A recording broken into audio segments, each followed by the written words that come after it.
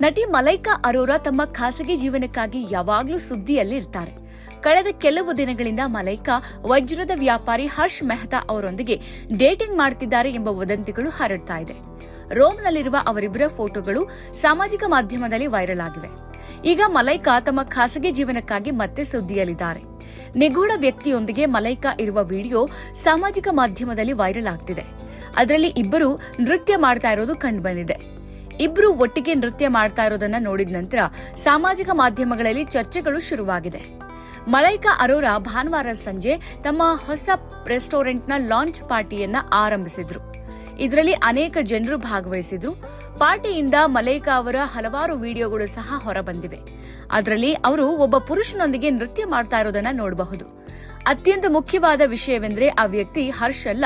ಇದು ಚರ್ಚೆಗಳನ್ನ ಹುಟ್ಟಾಕಿದೆ. ವಿಡಿಯೋದಲ್ಲಿ ಮಲೈಕಾ ಜೊತೆ ಕಾಣಿಸಿಕೊಂಡ ವ್ಯಕ್ತಿ ಬೇರೆ ಯಾರೂ ಅಲ್ಲ, ಸ್ವೀಟ್ಸ್ ವಿಲ್ಲಾ ಸ್ಪರ್ಧಿ ಸೊರಾಬ್ ಬೇಡಿ.